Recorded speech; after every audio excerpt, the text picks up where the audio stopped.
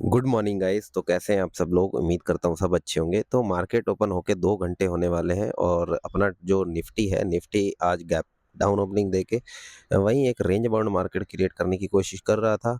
तो टाइम तो अभी 11:19 हो गए हैं और अपनी जो पोजीशन बनाई थी हमने, मैं पोजीशन बना देता हूँ। हमने 25,900 का एक स्ट्रैडल बेचा हुआ है और यहाँ पे जो प्रीमियम शॉर्ट किए हुए हैं, एक 106 पे प्रीमियम है और एक 110 पे है। तो 4 रुपये का इसमें डिफरेंस था, क्योंकि मैंने जो पोजीशन बनाई थी, ये हमने 10:23 पे पोजीशन बनाई थी। और पोजीशन जो बनाई थी, क्योंकि मार्केट यहाँ से जो 9:30 की कैंडल थी, यहाँ पे इसने लो क्रिएट किया 25,820 के। उसके बाद इसने लगातार छोटी छोटी ग्रीन कैंडल फॉर्मेशन करने लग गया। तो इमीडिएटली आपको नहीं बनानी चाहिए। अगर मार्केट जो है गैप डाउन या गैप अप ओपनिंग देता है, तो वहाँ पे थोड़ा-सा आपको वेट करना है, थोड़ा-सा मार्केट को ट्रैक करना है, प्राइस एक्शन के बिहेवियर को ट्रैक करना है कि किस तरीके से मार्केट चल सकता है। तो उसके बाद ही 10 बजे के आस-पास आप पोज़ीशन को बना सकते हो, ठीक है? कभी-कभी क्या होता है कि मार्केट रेंज बाउंड में अगर ओपनिंग देता है, तो फिर आप इमीडिएटली भी पोजीशन बना सकते हो, ठीक है? तो ये थोड़ी-सी चीज़ें आपको ध्यान रखनी होती हैं। और यहाँ पे क्या है कि हमने जो पोजीशन बनाई थी 10:30, इस पोजीशन पे लेवल पे हमने पोजीशन कहीं बनाई थी। 25,880 के आसपास मार्केट जब चल रहा था, उस टाइम हमने 25,900 का जो है, क्योंकि अपर रेजिस्टेंस डे हाई जो जहाँ पे ओपनिंग हुई है, वहीं ओपनिंग होते ही मार्केट ने रेड कैंडल का फॉर्मेशन किया, तो वहाँ पे हमने एक रेजिस्टेंस फेस किया, मीन्स कर सकते हैं इंट्राडे लेवल पे 25,900 का। तो इसीलिए हमने 25,900 का स्ट्रैडल बेचा, क्योंकि वहाँ पे हमें जो प्रीमियम भी ठीक सिमिलर मिल रहे थे, तो हमने बेच दिया वहाँ पे। तो अभी क्या है कि अभी 50 पॉइंट्स की रेंज में कोई दिक्कत नहीं है। यहाँ पे क्या है कि मार्केट अगर इस रेंज में रहता है, जो हमने हॉरिजॉन्टल लाइन डिप्लॉय कर रखी है येलो कलर की, तो यहाँ पे अगर इस रेंज में रहता है, ठीक है? पहले ये रेंज बनाएगा, अगर ये रेंज तोड़ेगा तो फिर अपने को एडजस्टमेंट करने की नीड हो सकती है वहाँ पे। तो यहाँ पे ये चीज़ देखने को मिलती है, क्योंकि इंडिया विक्स भी ज़्यादा है नहीं, तो प्रीमियम ज़्यादा अपने को परेशान करने वाले हैं नहीं। इंडिया विक्स देखिए 11.59 पे चल रही है, तो यहाँ पे इंडिया विक्स में भी ये कोई दिक्कत नहीं है। मीन्स प्रीमियम थोड़े कम है प्राइस में, मोमेंटम इतना नहीं है, जब तक कि अपना कोई मोमेंटम नहीं आ जाता या कोई बड़ी कैंडल्स वगैरह मार्केट नहीं बनाता। तो यहाँ पे देखते हैं क्या रहता है आज का। आज एक्सपायरी भी है, आई थिंक सेंसेक्स की एक्सपायरी है थर्सडे आज।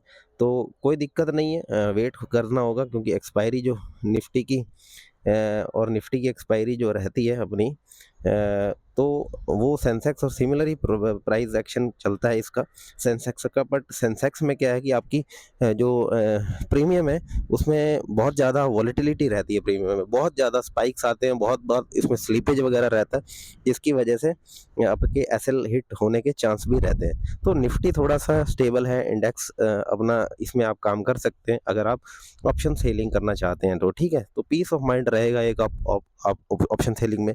तो ये आपका फ़ायदा रहता है निफ्टी में ट्रेड करने का। तो देखते हैं क्या रहता है। अभी 25,900 का हमारा जो स्ट्रैडल है, इसमें जो हमारा लॉस होने वाला है, ये अपना डेली का आपको पता है कि 5 से 7,000 की हमारी लॉस लिमिट है।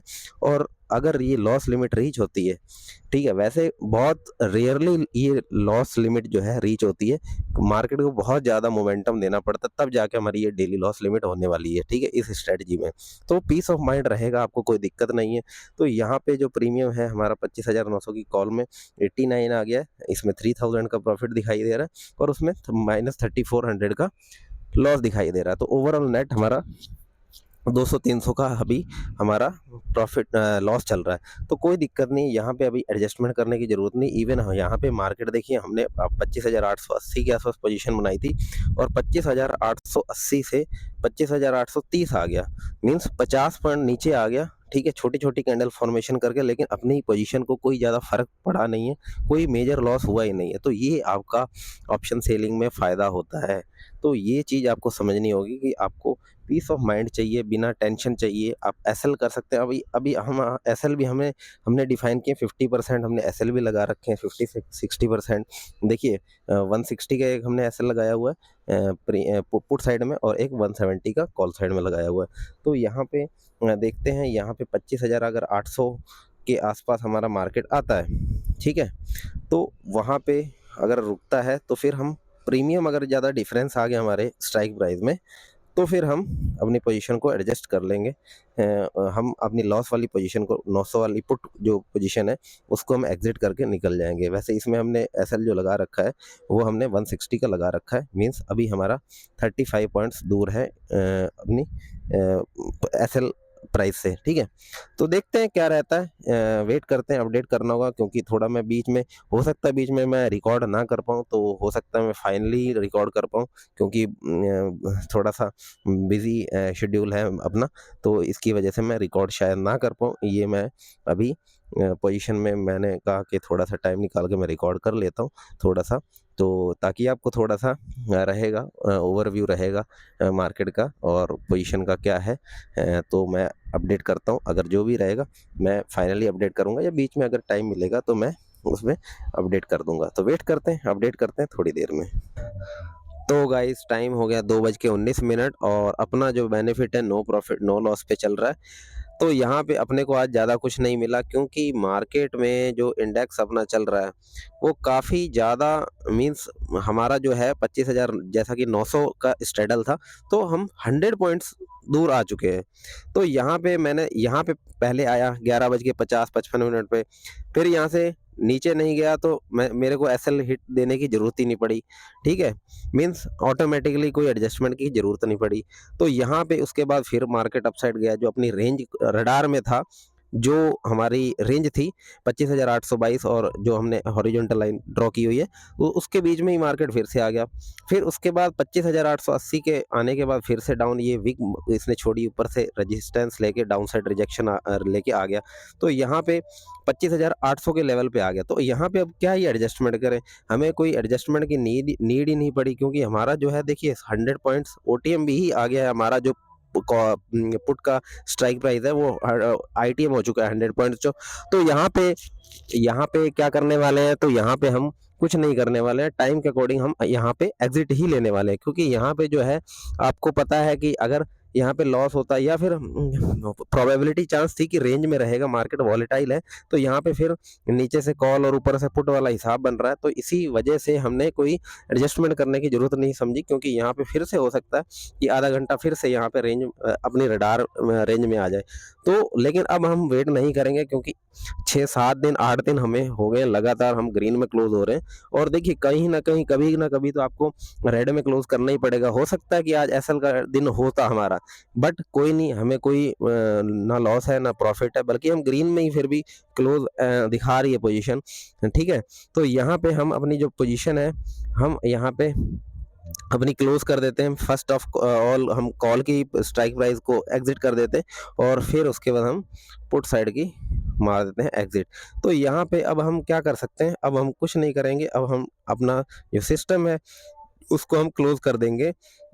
यही आपको प्रोग्रामिंग करनी है अपने माइंड की कि इतने टाइम के बावजूद अगर आपको बेनिफिट नहीं होता है तो फिर उसके बाद आपको एग्जिट करना पड़ता है। एग्जिट करना ही चाहिए क्योंकि आप कितना रुकेंगे। देखिए आधा घंटे में आपको चाहते हैं कि आप थीटा डी के मिल जाए, तो ऐसा नहीं है, फिर वो डायरेक्शनल ही आपको ट्रेड पकड़ना पड़ेगा तभी वो पॉसिबल है, लेकिन वो हमारे सेटअप में है नहीं क्योंकि नॉन डायरेक्शनल ट्रेडिंग का हमारा ये सेटअप है, ठीक है।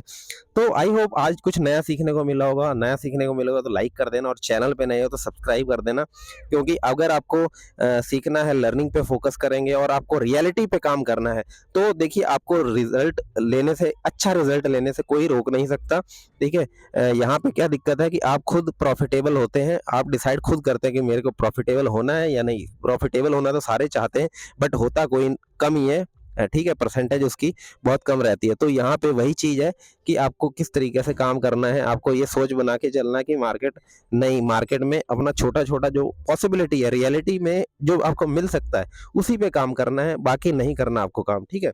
तो आई होप आप समझ रहे होंगे, रिलेट कर पा रहे होंगे, ठीक है।